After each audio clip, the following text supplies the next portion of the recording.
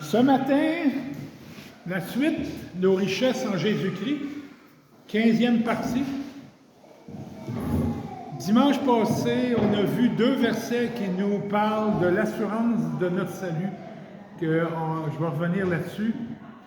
Si tu es chrétien, si tu as cru que Jésus est mort pour tes péchés, tu as la vie éternelle, sauvé pour toujours, éternellement. On voit ça dans Éphésiens, le verset qu'on a vu dimanche passé. En lui, vous aussi, après avoir entendu la parole de vérité, l'évangile de votre salut, en lui, vous avez cru, en Jésus, vous avez cru, et vous avez été scellés du Saint-Esprit qui avait été promis et qui constitue le gage de notre héritage en vue de la rédemption de ceux que Dieu s'est acquis pour célébrer sa gloire.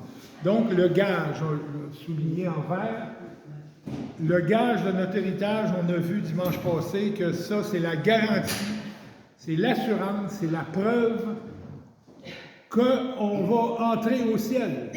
Et j'avais donné comme exemple, comme le ruban de Inu Nekamu, on nous met un ruban le jeudi soir au bras, et ça, même si on s'en va chez nous, on revient, grâce au ruban, on peut entrer dans le site Inu Nekamu, bien c'est la même chose, c'est un gage. Et si je prétends, si je dis, si j'affirme avoir le pardon de mes péchés, la vie éternelle, ce n'est pas parce que je le mérite ou que j'ai obtenu la faveur de Dieu après avoir été fidèle comme chrétien dans ma vie chrétienne, non. C'est uniquement grâce au gage du Saint-Esprit que j'ai reçu quand j'ai cru au sacrifice de Jésus. J'ai été scellé du Saint-Esprit. Évidemment, il faut mener une vie digne d'un chrétien. Je ne suis pas en train de dire qu'on se laisse aller et on a notre gage. C'est correct. Non, on a la vie éternelle. On a la vie éternelle, mais la vie chrétienne doit refléter ce qu'on est. Et maintenant, dans ma vie chrétienne, le Seigneur m'équipe pour être à son service. Un autre verset qu'on a vu, 1 Pierre 4, puisque chacun a reçu un don. Chacun, c'est-à-dire chaque personne qui a cru en Jésus, mettez-le au service des autres en bon intendant de la grâce et diverse de Dieu. Et dans 1 Corinthiens 12, 7, or à chaque chrétien qui a reçu un don, ou 2 dons, ou 3 dons, or à chacun la manifestation de l'Esprit est donnée pour l'utilité commune, donc c'est pour servir les autres, c'est pour en faire profiter les autres.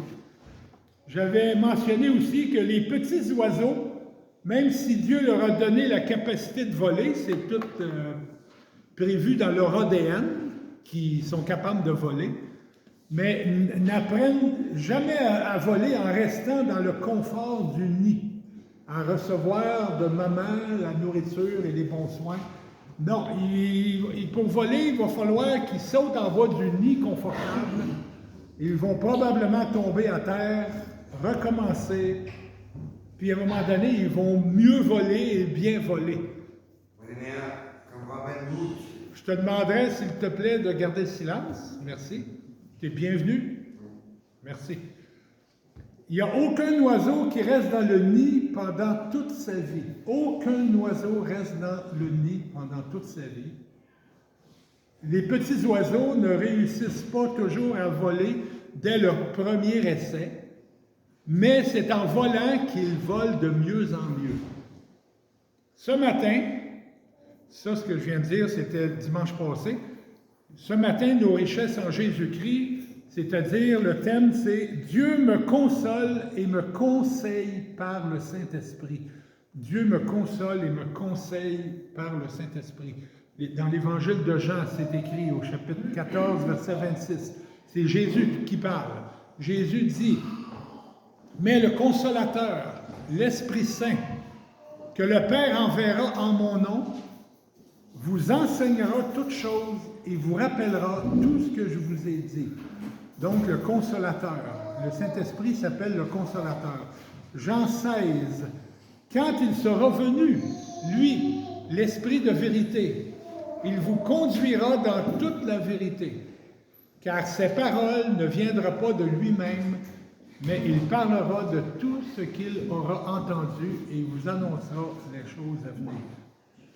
Les mots consolateur, conseiller, veut dire celui qui est appelé auprès de quelqu'un pour l'aider. C'est ce que veut dire le mot consolateur, conseiller. Jésus a envoyé le Saint-Esprit pour nous aider, nous conseiller, nous consoler, nous fortifier, nous réconforter, nous défendre, nous convaincre, nous corriger, nous enseigner, nous éclairer, nous rassurer, nous diriger, et on pourrait en ajouter d'autres. Jésus-Christ et ensuite le Saint-Esprit qui l'a envoyé. Jésus-Christ est venu en premier et là il a dit aux apôtres, je vais vous envoyer le Saint-Esprit. Bien, Jésus-Christ, le Saint-Esprit est notre conseiller, notre consolateur et notre aide. À tout moment, on peut avoir le secours du Saint-Esprit. À tout moment de notre vie chrétienne, on peut avoir le secours du Saint-Esprit. Et le Saint-Esprit, par sa douce voix, le Saint-Esprit n'est jamais une voix dure, une voix autoritaire. Non, le Saint-Esprit, par sa douce voix, va tourner nos pensées et nos cœurs vers le Seigneur et sa parole. Quand on devient convaincu que notre colère, notre impatience et nos paroles méchantes sont des péchés et qu'on a besoin de demander au Seigneur de nous pardonner, c'est le Saint-Esprit qui vient nous convaincre de ces moments-là. Quand on se rend compte qu'on commet des péchés, c'est le Saint-Esprit qui fait ce travail-là. Quand on parle de notre Sauveur à quelqu'un et que cette personne se tourne vers Jésus, c'est encore le Saint-Esprit qui vient convaincre cette personne. Quand on est tenté par le péché et qu'on finit par résister et ne pas tomber dans le péché, c'est le Saint-Esprit aussi qui nous fortifie et nous rend capables de résister. Donc le Saint-Esprit fait beaucoup de travail en nous. Le Saint-Esprit, Jésus, Dieu, c'est la même personne. Le Père, le Fils, le Saint-Esprit. La Trinité, la même personne en trois personnes. C'est écrit dans Romains chapitre 8, verset 9. « Pour vous, vous n'êtes plus sous l'emprise de la chair, mais sous celle de l'Esprit. Si du moins l'Esprit de Dieu habite en vous. Si quelqu'un n'a pas l'Esprit de Christ, il ne lui appartient pas. » Vous remarquez que dans un seul verset, on retrouve l'Esprit, le Saint-Esprit, l'Esprit de Dieu et l'Esprit de Christ, qui est la même affaire, qui est la même chose. On retrouve la Trinité dans ce verset-là. Dans Galates, chapitre 4, verset 6. « Et parce que vous êtes des fils de Dieu, vous êtes chrétiens, Dieu a envoyé dans nos cœurs l'Esprit de son Fils. » Et là, il n'est pas question du Saint-Esprit, mais c'est le Saint-Esprit. Mais ici, il est qualifié de l'Esprit de son Fils, de Jésus. Dans 1 Corinthiens 3, 16, « Ne savez-vous pas que vous êtes le temple de Dieu et que l'Esprit de Dieu habite en vous? » Là, c'est l'Esprit de son Fils dans Galates, et là, c'est l'Esprit de Dieu dans Corinthiens. Est-ce que la Bible se trompe? Non. C'est tout simplement que c'est la Trinité, le Père, le Fils, le Saint-Esprit, trois personnes en une seule personne. 2 Timothée 1,4, « Garde le bon dépôt par le Saint-Esprit qui habite en nous. » Là, il est question du Saint-Esprit. Dans Matthieu, « Allez, faites de toutes les nations des disciples, baptisez-les au nom du Père, du Fils et du Saint-Esprit. » C'est encore la Trinité. 2 Corinthiens, chapitre 13, verset 13. « Que la grâce du Seigneur Jésus-Christ, l'amour de Dieu et la communion du Saint-Esprit soient avec vous tous. » La Trinité encore dans ce verset-là.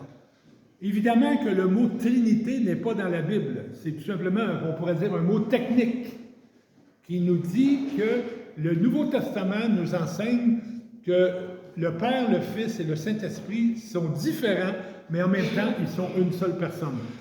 Comment expliquer ça? Pas capable. C'est quelque chose de pratiquement impossible d'expliquer là, logiquement, mais c'est ce que les Écritures nous montrent. Une autre richesse en Jésus-Christ. Dieu me remplit du Saint-Esprit. Éphésiens 5, 18. Ne vous enivrez pas de vin, c'est de la débauche, mais soyez remplis de l'Esprit. Une première question qui nous vient quand on lit ce verset-là, pourquoi Dieu ne veut pas qu'on s'enivre de vin? Pourquoi Dieu ne veut pas qu'on se mette chaud? Encore la carte. Ouais. T'as bien dit. Parce que quand on est sous, ça influence beaucoup nos pensées, nos paroles et nos actions. Beaucoup. J'ai déjà été sous avant de connaître mon Sauveur. J'ai souvent été sous avant de connaître mon Sauveur et Brigitte pourrait le témoigner. Il sortait de ma bouche des fois des affaires pas très respectables. Et dans mes gestes aussi, dans ma tête, j'ai fait des idioties que j'aurais jamais faites si j'étais à jeun.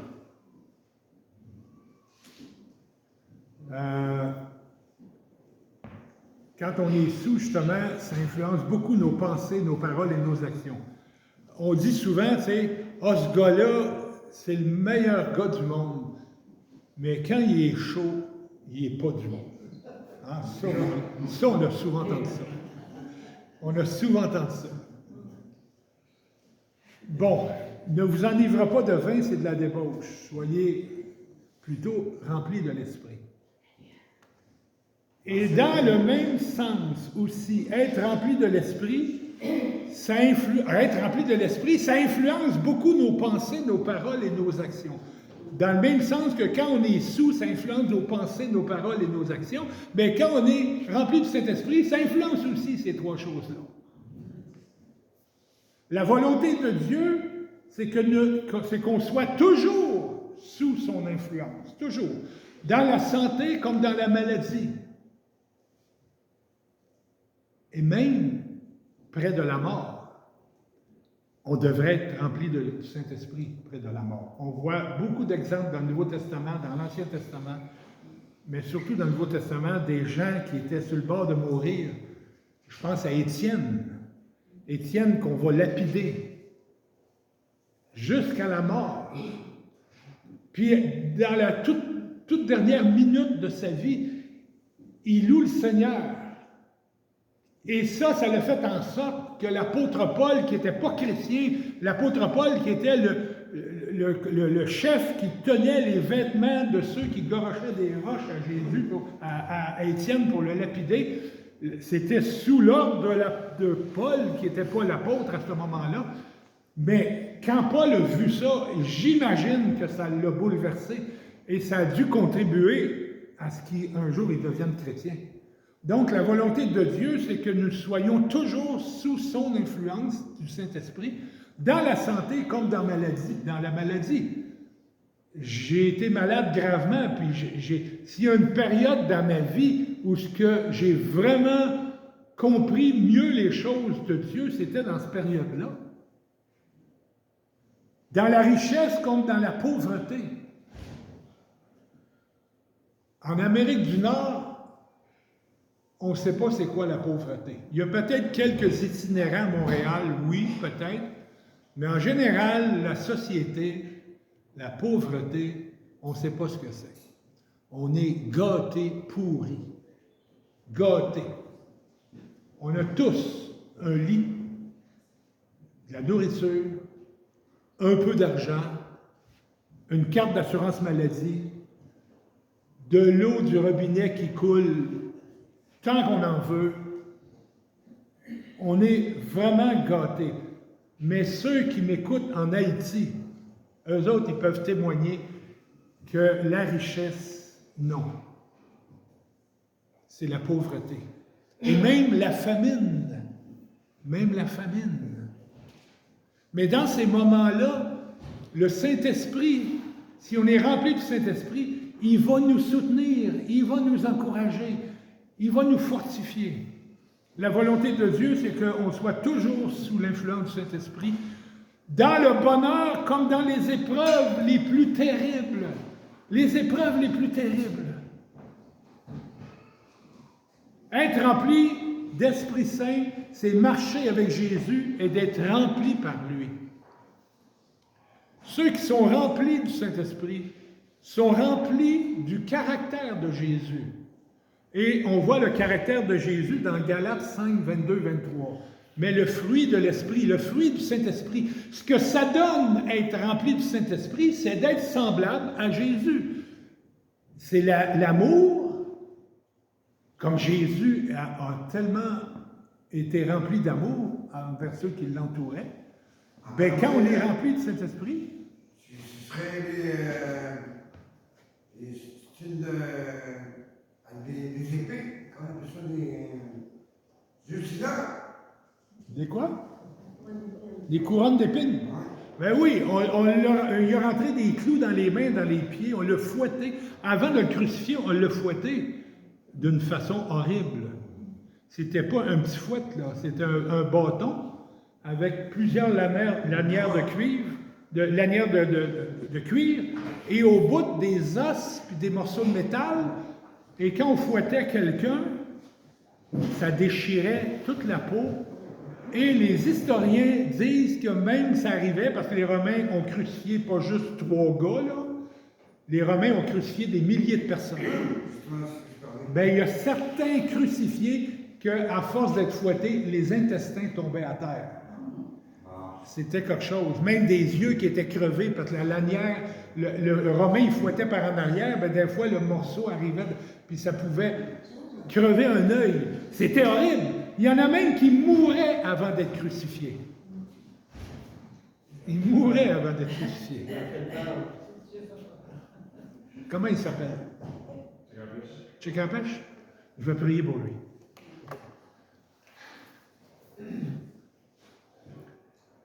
Seigneur Jésus, je te prie pour cet homme qui est venu un peu avec nous et qui souffre. Seigneur, révèle-toi à lui. Montre-lui, Seigneur, ton amour. Tu es mort pour lui. Tu as été crucifié pour lui. Et Seigneur, qu'il puisse te reconnaître un jour. Merci, Seigneur Jésus. Amen. Donc, quand on est rempli de l'Esprit, on produit le fruit de l'Esprit, qui est l'amour. L'amour pour les pauvres gens qui souffrent. La joie d'être chrétien, la joie d'avoir la vie éternelle. La joie même dans les épreuves. J'ai la vie éternelle. Dans la maladie, j'ai la vie éternelle. La paix que peu importe ce qui va arriver, le Seigneur est en moi, le Seigneur m'accompagne et le Seigneur m'attend dans le ciel. La patience envers les autres qui m'entourent, envers mon frère dans l'Église, qui m'écrase la petite orteil, puis que là, la patience. Je dis pas que c'est toi, là. Je donne un exemple. Oui, la patience envers ma femme aussi. Et la patience de ma femme envers moi. La bonté pour les autres. La bienveillance, vouloir faire du bien. La fidélité envers notre Sauveur. La fidélité envers notre épouse, envers notre époux. La fidélité pour notre assemblée, d'être ici les dimanches. S'il y a une journée importante dans la vie du chrétien, c'est pas le lundi, mardi, mercredi, jeudi, vendredi, samedi, c'est le dimanche! Parce que c'est là que le corps de Christ est ensemble. C'est là qu'on s'encourage. Donc la fidélité, la douceur. La douceur, c'est... La définition de la douceur, c'est la patience, non, c'est la puissance contrôlée. La douceur, c'est pas « Oh oui, oui, oh, oh, oh. » C'est pas ça la douceur. Ça, c'est la mauviette, c'est d'être une mauviette. La douceur, c'est la puissance contrôlée. J'ai la puissance du Saint-Esprit en moi, mais je dois contrôler ma puissance. C'est la douceur. La maîtrise de soi, ça va un peu avec ça aussi, la maîtrise de soi. Mais dans ce que je viens de parler, est-ce que tu vis ça, toi? Est-ce que c'est ça que tu vis dans ta vie? Ceux qui sont remplis du Saint-Esprit ont aussi le désir que d'autres personnes connaissent Jésus. Le gars que j'oublie le nom encore, rappelle-moi son nom. C'est Capèche. Et que j'aimerais tellement ça qu'il devienne chrétien, qu'il croit en Jésus, puis qu'il s'assoie avec nous, puis qu'il loue le Seigneur, puis... et beaucoup d'autres. C'est écrit dans les Actes des Apôtres. Acte 1:8. Jésus dit ça aux apôtres, mais aux disciples au complet. Mais vous recevrez une puissance, celle du Saint-Esprit survenant sur vous, et vous serez mes témoins à Jérusalem, dans toute la Judée, dans la Samarie et jusqu'aux extrémités de la terre. Est-ce que tu vis ça? Est-ce que tu vis que tu as reçu une puissance? Et est-ce que tu vis que tu es un témoin jusqu'aux extrémités de la terre?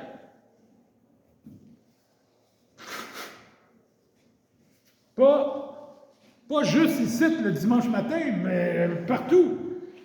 Remarque que ce n'est pas tous les chrétiens qui ont le don d'évangéliste, hein? Mais tous les chrétiens sont des témoins. Vous recevrez une puissance, celle du Saint-Esprit, survenant sur vous, les évangélistes? Non! Sur vous! Tous ceux qui croient. Et vous serez mes témoins. Évidemment, à la mesure de tes capacités. Je ne vous demanderai pas, après-midi, d'aller Galerie Montagnaise, d'embarquer sur une chaise, puis de proclamer la parole de Dieu à haute voix. Ben, si vous le faites, faites-le. Mais non, c'est peut-être pas en vous, là. Il fait quelque chose de faire ça, là. C'est toute une affaire. Mais tous les chrétiens n'ont pas le don d'évangélisme, mais tous les chrétiens sont des témoins. Ce n'est pas tous les chrétiens qui ont le don de service. Mais tous les chrétiens sont appelés à être des serviteurs. Mais il y en a qui ont le don de service. Et quand tu as le don de service, tu es allumé au vidange.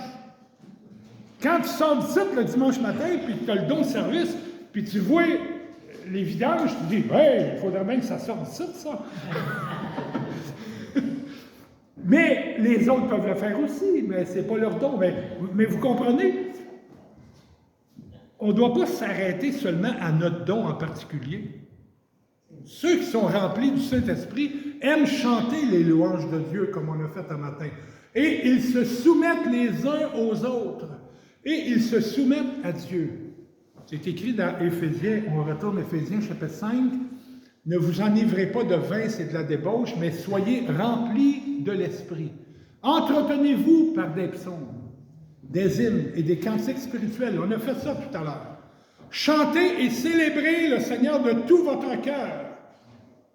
Rendez toujours grâce pour tout à Dieu le Père, au nom de notre Seigneur Jésus-Christ. Soumettez-vous les uns aux autres dans la crainte du Christ. On doit se soumettre les uns aux autres.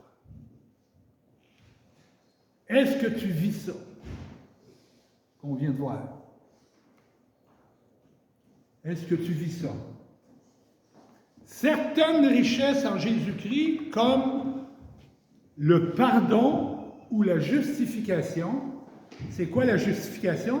C'est que Dieu nous déclare justes. J'ai fait des milliers de péchés dans ma vie, mais à un moment donné dans ma vie, j'ai cru que Jésus est mort pour mes péchés. Le sang de l'agneau a lavé mon âme. Je deviens pur.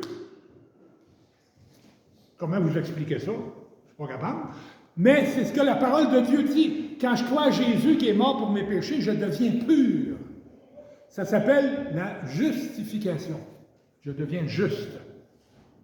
Donc, ceux qui sont remplis du Saint-Esprit aiment chanter les louanges de Dieu, on l'a vu. Certaines richesses en Jésus-Christ, comme le pardon et la justification, nous sont données automatiquement et continuellement dans nos vies. On est continuellement et à 100% pardonné et justifié, tout le temps, tout le temps, tout le temps, 100% pardonné, justifié, tout le temps, jusqu'à temps que Jésus vienne nous chercher ou jusqu'à notre mort. Mais ce n'est pas la même chose d'être rempli du Saint-Esprit. Être rempli du Saint-Esprit, on n'est pas tout le temps rempli du Saint-Esprit à 100%. On est rempli du Saint-Esprit quand on lui donne tout le contrôle de notre vie. Là, oui. S'abandonner complètement au Saint-Esprit, faire toute sa volonté. Oui. On peut choisir de ne pas laisser le Saint-Esprit faire tout ce qu'il veut tout le temps en nous. Oh. On peut aussi étouffer et attrister le Saint-Esprit en marchant selon notre chair dans nos péchés. Oh, là oui, on n'est pas tout complètement rempli du Saint-Esprit. On peut être des gants raides qui refusent de plier sur ma main. Vous vous rappelez, il y a quelques dimanches, j'ai pris un gant, j'ai mis un gant et j'ai expliqué que Dieu, Jésus-Christ, c'est la main, puis moi, je suis le gant. Je dois tout simplement me laisser manipuler par Dieu qui va agir en moi. Mais là, c'est le Saint-Esprit qui est la main. Puis moi, je suis toujours le gant. Mais si je m'obstine dans mes péchés, puis je garde mes péchés mignons, le gant, il va être raide. Le Saint-Esprit, il veut bouger. Mais moi, qui est le gant, je ne veux pas. Comprenez bien qu'on va être rempli du Saint-Esprit proportionnellement à notre coopération, à notre obéissance à sa volonté. Dieu n'est pas menotté par moi. Non. Dieu, il peut faire ce qu'il veut. Mais Dieu, dans son plan merveilleux, il a décidé qu'il va passer par moi, puis il exige de moi que je me soumette à lui. Et si je ne me soumets pas à lui, bien Dieu, il est infiniment patient. Il est très patient. Il attend. C'est un gentleman, Dieu. Il ne me sac pas un coup de batte de baseball en arrière de la tête. Hey! Ça, c'est le diable. Ça, c'est le diable. Le diable, il vous sac des bons coups de batte de baseball en arrière de la tête, puis il vous gueule après. Fais ça! Fais ça! Mais le Saint-Esprit, lui, il est doux dans sa voix. Il force personne. Pourquoi ne pas chercher à toujours être rempli du Saint-Esprit au maximum? Est-ce que tu vis ça, toi? Est-ce que c'est ça que tu vis? Sinon, tu peux te repentir, t'abandonner à nouveau à lui et être rempli encore à nouveau du Saint-Esprit. Mais Denis, c'est bien trop simple, ce que tu dis là. J'ai juste à revenir sur mes deux pieds, puis à lui demander pardon, puis là, je vais être rempli du Saint-Esprit. Oui. C'est pas mon plan, c'est le plan de Dieu qui marche. Et Dieu a décidé que c'était comme ça que ça marche. J'ai déjà cité l'exemple, j'achète une bibliothèque IKEA, je la reçois en maison, c'est une grosse boîte avec toutes les tablettes, le sac de vis et un manuel.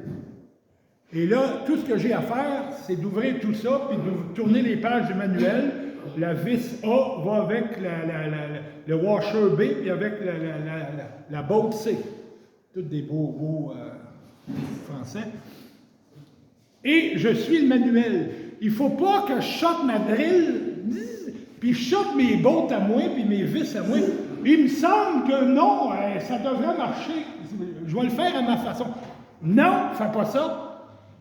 Fais pas ça. Fais comme le mode d'emploi le dit, IKEA. Ça va être tellement beau. Mais c'est la même chose. Quand Dieu il parle, arrête de vouloir sortir ta drille. Ah non, c'est le même que je devrais faire. Je devrais plutôt me forcer, puis je devrais plutôt... Non! Tu dois t'en remettre à ce que Dieu il dit, même si ça te paraît fou. Même si dans ta grande intelligence, tu te dis, oh non, non, non, non, ça ne pourra pas marcher. Il faut que tu t'en remettes à Dieu. Je suis rendu où? On est rempli du Saint-Esprit toutes les fois qu'on déroule complètement la voile de notre âme pour que le vent du Saint-Esprit puisse la remplir. On est rempli du Saint-Esprit toutes les fois qu'on s'abandonne complètement à Jésus pour être un gant dans sa main. On est rempli du Saint-Esprit toutes les fois qu'on ouvre toute notre âme pour que le Saint-Esprit puisse faire ce qu'il veut avec notre intérieur. On est rempli du Saint-Esprit toutes les fois qu'on le laisse nous débarrasser de toutes nos pratiques impures pour nous remplir d'adoration véritable, d'amour et d'obéissance grâce à son Esprit.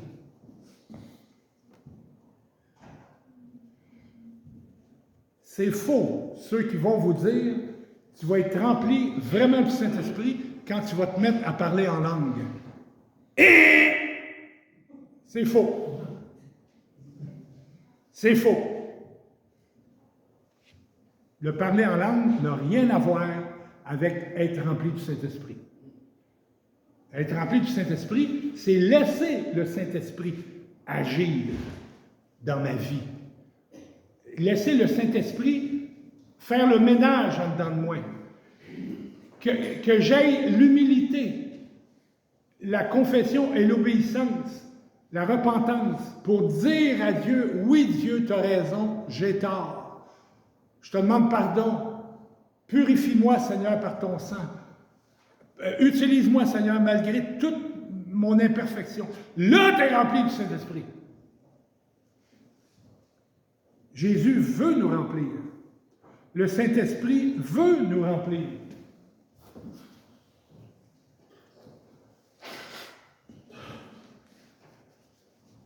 Es-tu prêt?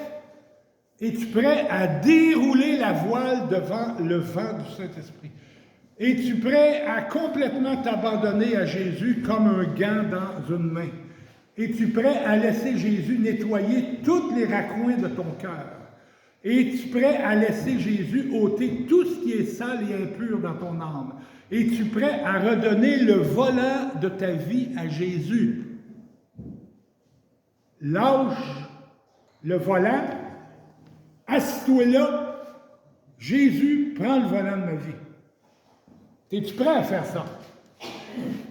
Même dans la maladie, même dans le cancer, même dans la pauvreté, même si tu ne manges pas pendant 2-3 jours parce qu'il n'y a rien dans ton frigidaire. Merci Seigneur. Je vais mieux comprendre ce que tu as à m'enseigner avec mon frigidaire vide. Et non pas, oh Dieu, tu m'as oublié, moi je suis ton enfant. Non. On va tous maintenant fermer les yeux, je vais prier, et tu peux répéter silencieusement ce que je vais dire, ou tu peux répéter à haute voix, comme tu veux, la prière que je vais dire. Ça va être une prière de repentance, de confession et de supplication. Ce n'est pas une formule magique. Ce n'est pas une formule magique, ce que je veux dire. Ton cœur et ton âme doivent être sincères si tu répètes les paroles que je vais dire. Tu peux le faire à haute voix ou silencieusement. Ce n'est pas une expérience charismatique intense. Tu ne ressentiras probablement rien de spécial, mais Dieu entend toutes les prières sincères. Je vous demanderai de vous tenir debout, s'il vous plaît, devant notre Dieu Tout-Puissant, ce Dieu qui a envoyé son Fils unique mourir à la croix pour effacer nos péchés et nous donner la vie éternelle. Donc, prions, répétez à haute voix ou silencieusement, il n'y a aucune obligation. Je commence. notre Père Tout-Puissant, toi le Créateur de l'univers, mon Créateur bien-aimé, Jésus-Christ, mon bien-aimé Sauveur, toi qui es mort à la croix pour me donner la vie éternelle, toi qui es ressuscité et qui vis en moi, Saint-Esprit bien-aimé, toi qui conduis ma vie, Saint-Esprit, je te demande pardon de t'avoir négligé dans ma vie. Je te demande pardon de ne pas t'avoir écouté quand tu me parlais. Pardon d'avoir préféré mon péché au lieu d'obéir à ta voix. Saint-Esprit, je te confesse mon péché. Mon péché secret. Ma dépendance malsaine. Mon péché qui me tient esclave. J'ai besoin de ton secours. Délivre-moi de ce péché qui me tient esclave. Merci Dieu Tout-Puissant. Merci Seigneur Jésus-Christ. Et merci Saint-Esprit pour la délivrance que tu vas me donner, pour que je puisse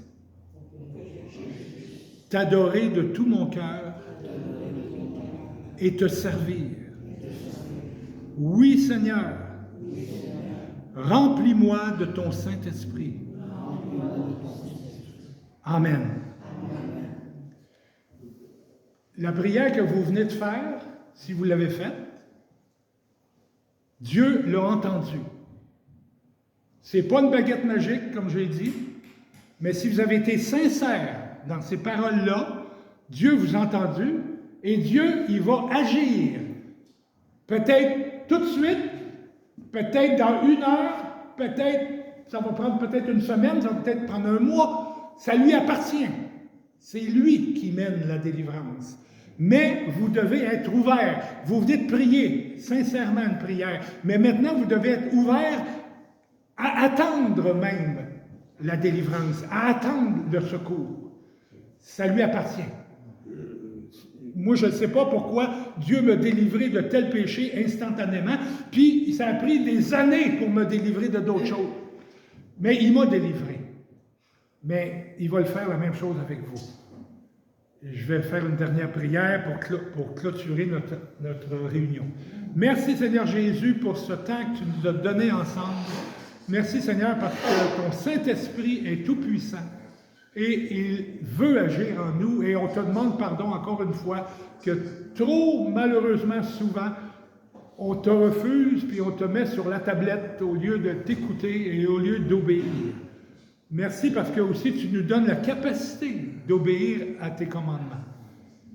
Merci Seigneur d'agir. Merci Saint-Esprit d'exaucer la prière qu'on vient de te faire tout à l'heure. Merci Seigneur. Amen. Bonne journée à tous.